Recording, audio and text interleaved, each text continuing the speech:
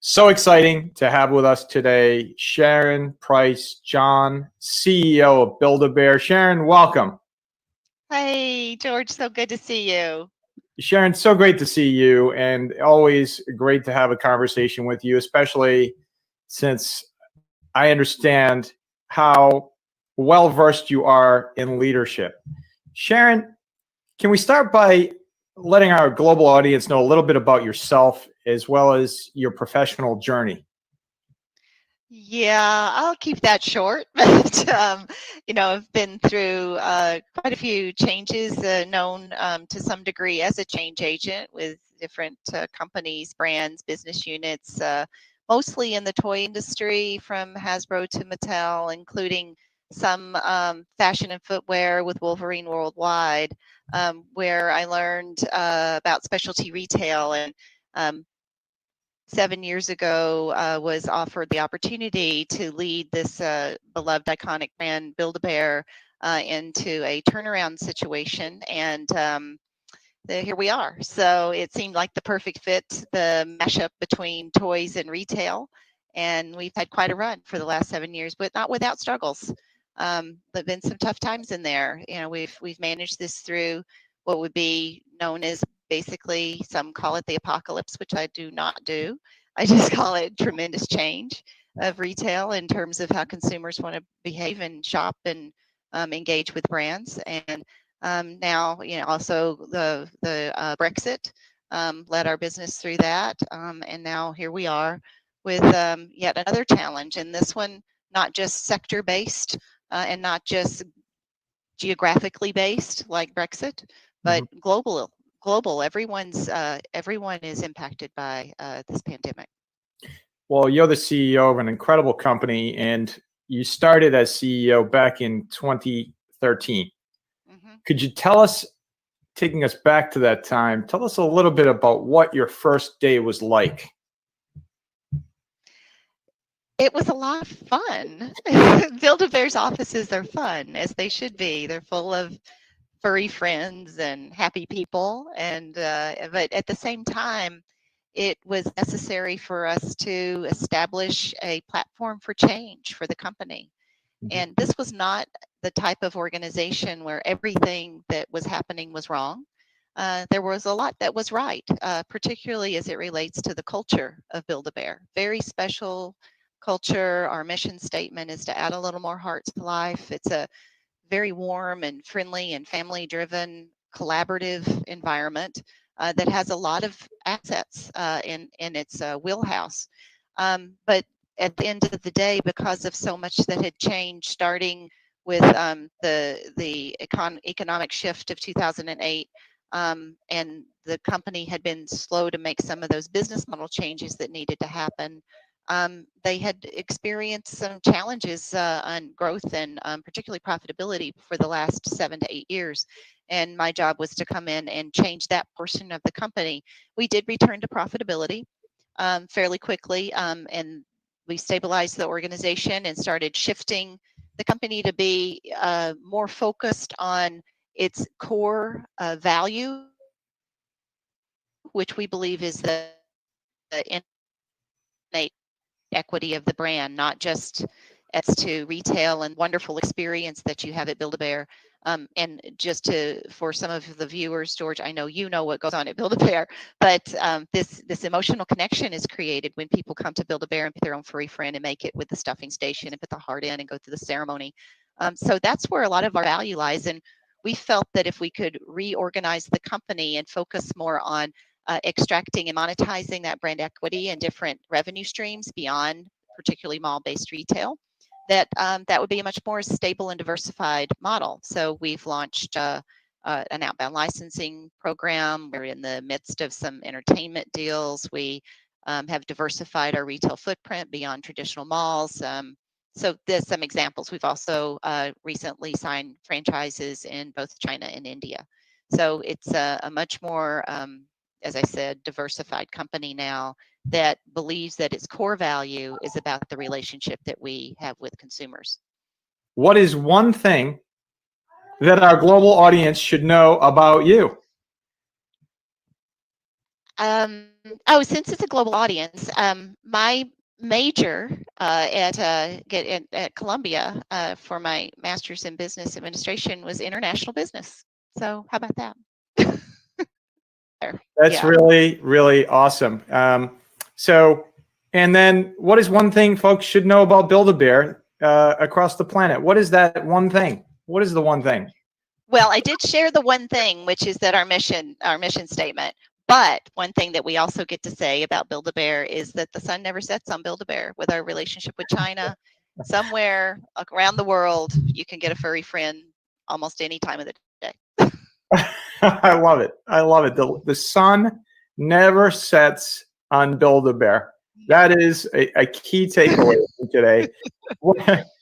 So, given on a sobering note, given the current global situation that we're all collectively experiencing, how are you and your colleagues weathering this situation? And most importantly, how are you utilizing innovation and technology to help with keeping some semblance of business as usual?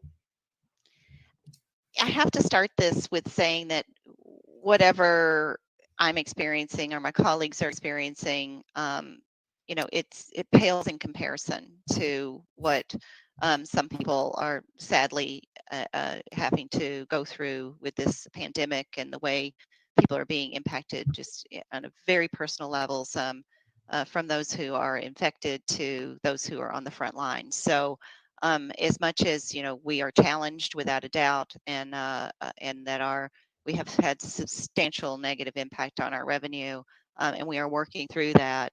For the most part, we are all healthy, and we are not on the front line. So I want to just extend my appreciation to all those that are, and extend my sympathies to those that are personally and negatively impacted. But beyond that, we're in fairly good spirits. It's not as if Build-A-Bear, as I noted earlier in the lead-in, has not experienced just challenges. We tend to rise to challenges. We're a very resilient company. We're a very nimble leadership team and a very flexible organization. And you have to be in this environment, and not just this environment, but the environment that we were living in for the previous 5 to 7 years. Very tumultuous, a lot of changes, a lot of impacts coming from a number of different avenues, and you have to be willing to evolve quickly to respond to those. So we look at this once you get over the initial shock, and that you are coming together tightly as a team, working together on a daily basis in crisis mode. There is that moment where you really are focused on what's right in front of you, recognizing that the changes are happening at a very, very rapid pace. We set up a emergency task force and implemented a number of different provisions, from cash preservation to daily meetings with the leadership team, including weekends. Literally shut down our entire fleet in a matter of hours. Nothing any retailer has really ever trained to do. And from that, we then had subsequent decisions, very difficult decisions that had to be made, that we needed to execute with excellence, because it involves people and people's livelihoods, which is never an easy task. But we had to get into survival mode. Build-A-Bear was in a fortunate situation to have been at the height of its cash, just based on where the year was, and that we have no borrowings on our credit facility. So we were in a fortunate position to be able to weather the storm. But no company can successfully operate in an unlimited amount of time with 90% of its revenue turned off, which is what happened with our stores. So we also very, very quickly transitioned into a work from home scenario, a necessity. Of course, we already had a lot of the technology to do that, and some of our teams had already started to use this type of technology on a very regular basis. But in almost in a matter of hours, in almost an overnight situation, we were able to start operating effectively, and in some cases even more efficiently, in a virtual environment. And I've given many kudos to our IT team, but also to the willingness of the organization to embrace this quickly, and start moving the business and company forward to the best degree that we could under the circumstances. So, it's been a fascinating journey. I will say that I believe we are now out of the immediate crisis mode, although there are still edges to it. And we are slowly starting to reopen our stores with a lot of different changes, new training for our associates, new PPE, social distancing, signage for guests, trying to keep everyone safe, and slowly rolling that out across the country where it makes sense. On the internet side, of course, our sales have, like a lot of different companies, have really, really ramped up. And we used, if you can, not the best term, but use the crisis to drive some innovation that we've been needing to do for a long time, including creating a virtual waiting room for some of our hottest products, and putting in new capabilities for buy online stores. So when our stores start to reopen, we can have our associates work on fulfilling some of this increased demand.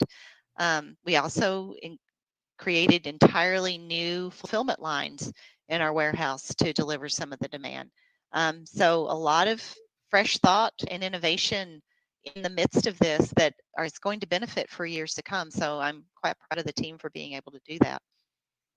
Sharon, that is, what's really striking about what you just described is the fact that you seem to have been somewhat prepared, at least from a logistical operations standpoint, as best you could to weather what was obviously unexpected for the entire planet. And so how you've adapted is really also striking in a very positive way in terms of your leadership style. And I think it's evident in the way you described your caring and your approach to your employees, and the same caring and approach to keeping your customers safe, and yet at the same time making sure that that supply chain remains intact so that you can actually deliver what are, in many times, just incredibly hopeful products, not only for children, but for adults. The whole family, right? So you're spreading that sunshine through your product lines to help individuals and families really across the planet.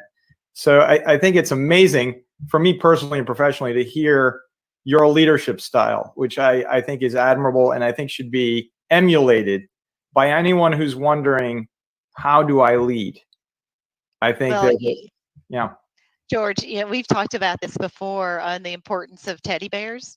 It seems, of course, I get it, and then I understand that we're quote unquote non-essential. I get that, but at the end of the day, yeah, right, exactly, right. Sometimes all you need is a friend. Just there is and after all, the sun never sets on your company and your leadership, and that's what's really remarkable, I think, from so many different angles. With all of this accelerated pace, so we were in a time, you and I had a conversation in January, pre-pandemic. We knew there was something happening overseas, but no one was really sure what and how and if it would ever expand to the point that some suggested it could. And we were looking at the 10-year span to achieving the global goals of the UN, those 17 broad goals. In fact, you had just spoken at the UN last November. It's remarkable to think that some 3,500 odd some days to achieving the goals by 2030, boom, we have this global situation where for the first time in history, the entire planet is experiencing the same thing, right? I mean, it's unprecedented. The same experience where everyone's in lockdown, everyone had to, and is still in many cases still in a stay-at-home situation, et cetera. With this accelerated pace, are there any examples of areas within your company where, but for what happened, this acceleration made it possible to do things that you wouldn't have expected? Oh, without a doubt. I believe that the shift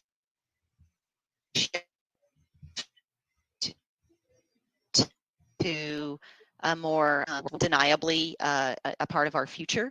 And this has completely accelerated our capabilities to do that. And it is likely that we will pop out on the other side of this with looking much differently in the way we expect people to engage and operate, and how we use our headquarters versus allowing people to have more flexible schedules. And I think that was already being driven by a lot of our millennial workers, and that this has put us in a much more engaged and appropriate space for the capabilities to be more flexible. And I like that, particularly since we're a creative and collaborative company. There are some aspects of our company where you do need to be face to face, just like with everyone else, particularly some of the development and design pieces. But I'm glad that we've excelled on that capability.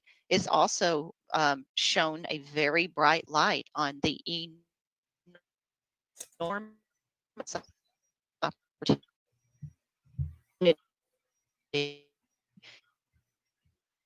that we have to, the real need for us to build out significantly more capabilities for our warehouse and our fulfillment side. Build-A-Bear, although the creation of the product and going through the experience is one of the ways you create the affinity to the brand, people still want to buy bears online. And a lot of that has to do with some of our collectible product, whether that's Scooby-Doo or Stitch, Disney Stitch, people love these products. And these are actually adults buying for themselves. And we're also building out our giftable business.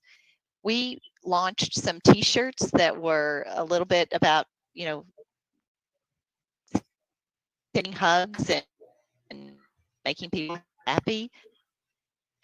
And again, people understood that Build-A-Bear can be the communicator to someone, or be there with someone, or give someone a physical hug. And I think that will be. That's right. And are there any other types of projects that have been accelerated that you can point to that you're working on? Some really big, exciting projects from your vantage point? As it relates to the warehouse, we kicked off a brand new project called the Big River Project. There is some allusion there to someone that does fulfillment well. And we expect to, in a way that we never have before, kind of turn the whole warehouse pick, pack, fulfillment on its head and put it back together, and expect to come out of that with a whole new approach, which will be inclusive of using our 300 odd stores, warehouses, and using our labor out in the stores. A lot can expand and extend our reach, as well as our how close we are to market when we ship something. So there's a lot of positive opportunities coming out of that approach. And then we're also looking at and have been working on a more virtual experience for Build-A-Bear, and this has highlighted that that particular project as something that probably needs to be shifted up on the priorities list. Well, I can't think of any more dynamic leader than yourself to help guide this incredible company to that next level throughout this time of change.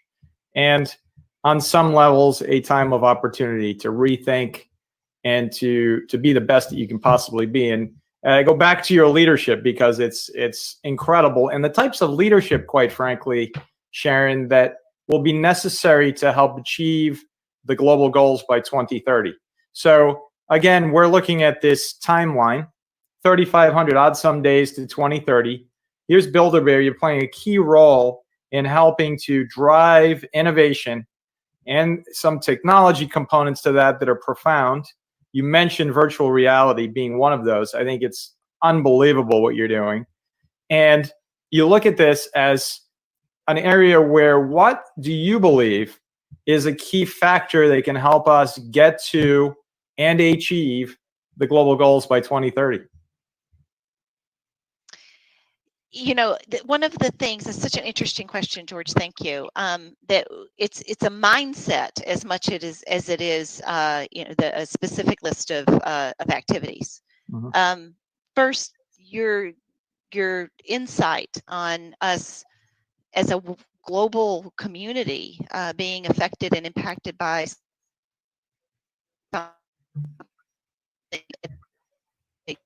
exactly the same time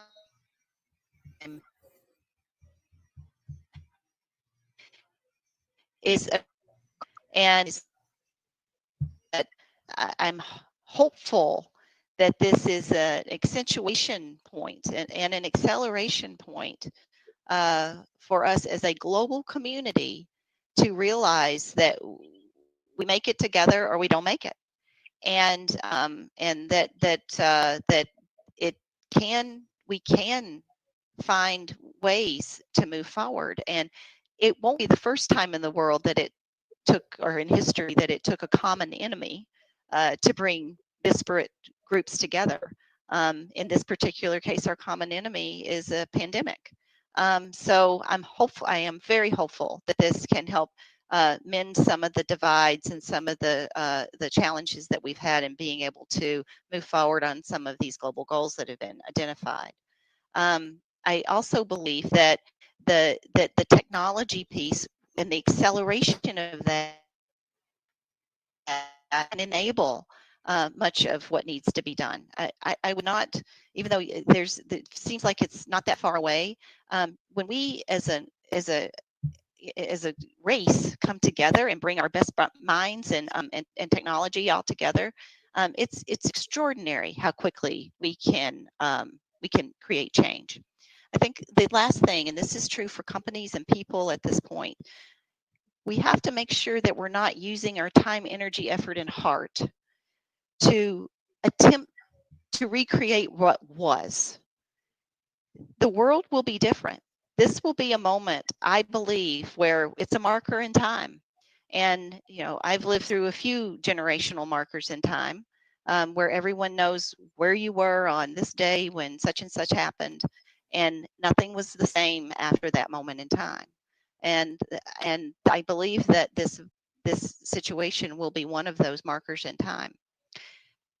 It becomes critical to lean into what will be the new. And people are calling that the new normal. I don't care to call it, but we have to use that time, energy, effort, and heart to evolve ourselves, our thinking, our companies, whatever it is that we're touching, to be as amenable is with the lowest level, but as opportunistic in this new world. And I'm very focused on, from a corporate perspective, of making sure that we realize that our job when we all come back together is to try to put all the pieces back together to recreate exactly what we were doing. That we need to put new pieces together and see new opportunities and forge new ground and bring creativity and innovation and flexibility to what will be a new future. And it's a future that could possibly be much, much better than what we had previously thought. That's right, Sharon. And my gosh, you know, what incredible insights, and certainly what incredible perspectives you're highlighting here. And you mentioned innovation. How are you helping to foster innovation at Build-A-Bear? innovation has been something that's very dear to our hearts. We innovate on the product lines all the time. We certainly innovate in our stores and with creative marketing. Yeah, I mean, for good, bad, or indifferent. Sometimes I'm careful in bringing this up, but Pay Your Age Day was a pretty innovative program that drove out, created 3 billion impressions and hundreds of thousands of people coming to our locations in a single day. And I know we disappointed some folks that day, but I have to give credit to the marketing team for a very innovative concept and idea. Our birthday programs are very innovative. Our entire approach is very innovative. We tend to try a process of turning things on its head, finding the edge. Where's the white space? Even believing, for example, that Build-A-Bear does not have to just be for children.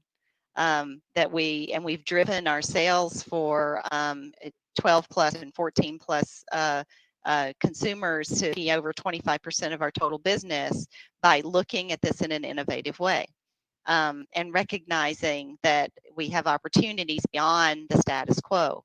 I give the team a lot of credit on recognizing that we don't have to just be in malls, that we can partner with people like Carnival Cruise Lines, which, by the way, is very challenged right now, but I believe very strongly in their future, and some innovative places that Build-A-Bear can create that memory and combining and partnering where with tourist locations where that heightened memory making moment makes Build-A-Bear that much more poignant. So I believe that we have a lot of opportunity in front of us. And as you know, we even have Build-A-Bear Radio, which has been a great innovation for us as well, a great communication point for us. And it's in partnership with iHeartRadio. During the pandemic, we also launched something called Workshop Wednesdays, which was just all about being of service to our guests and our fans, packed full of songs and entertainment and creative ideas and do-it-yourself concepts, just to be there for people. Incredible. It's another component of leadership that you just highlighted. And I wanted to zero in on another area, which is cross-sector collaboration. I know there are many, but what is one example of that cross-sector piece that you have created that can serve as a model for organizations? We've reached out, as I noted, to a number of what would be considered tourist partners, and have started to create great relationships, whether it's Carnival Cruise Line or Great Wolf Lodge.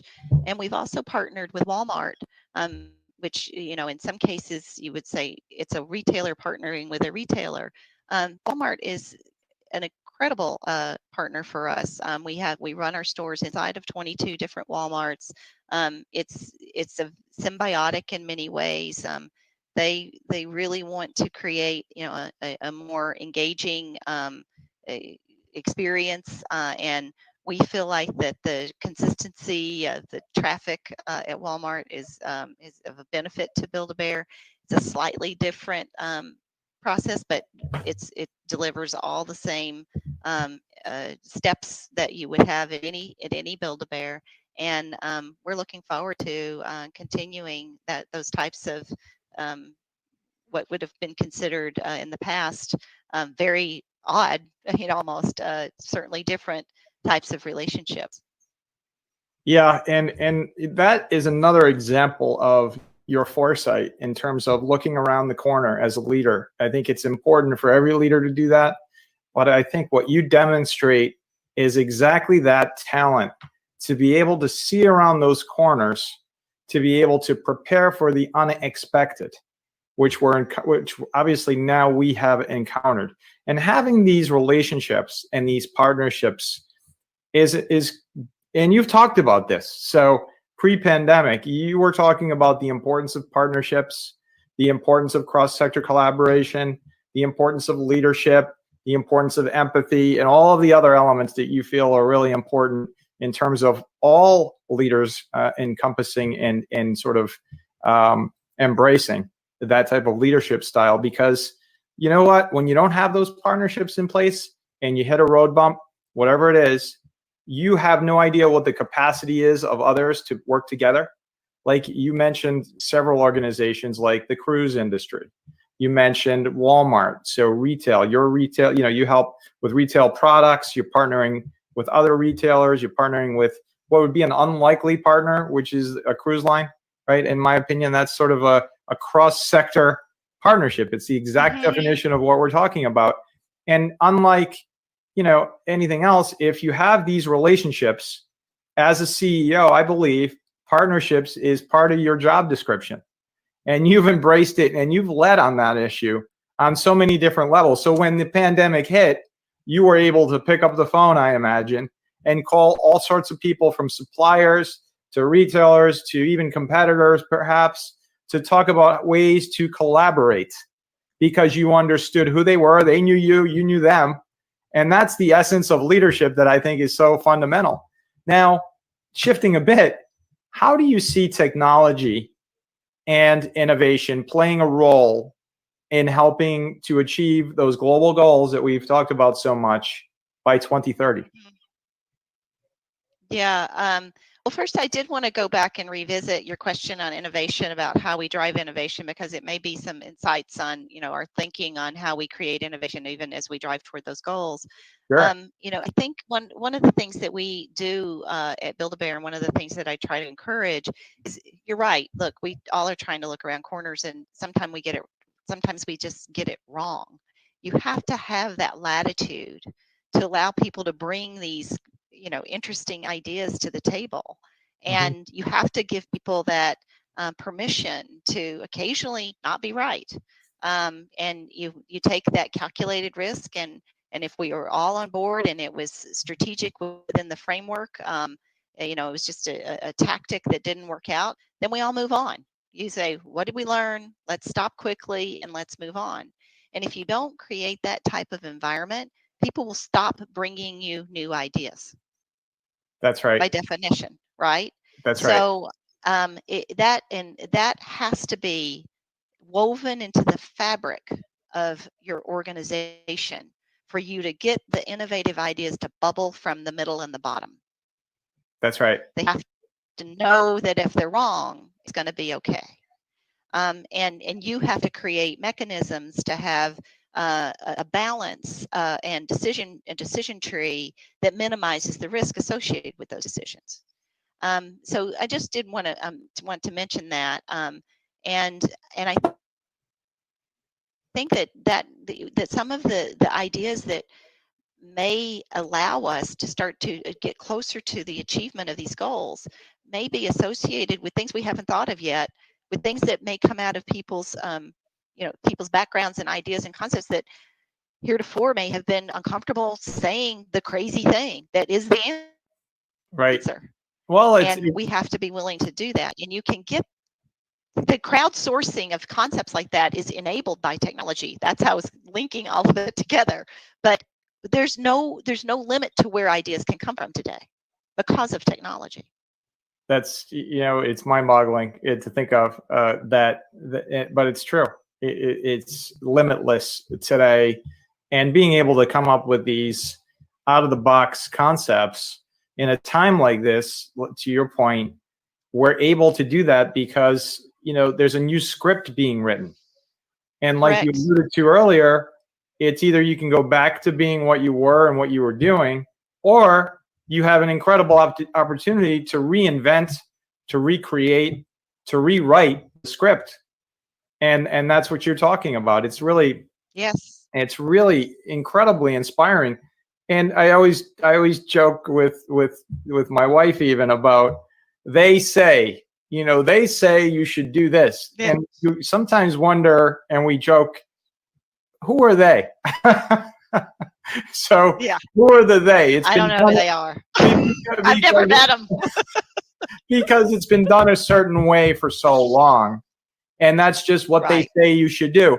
But sometimes, the they, even though it's a nebulous term, didn't have it right to begin with. So maybe it is a time as an inflection point, and I really like what you said about inflection and acceleration, to be able to rewrite that script.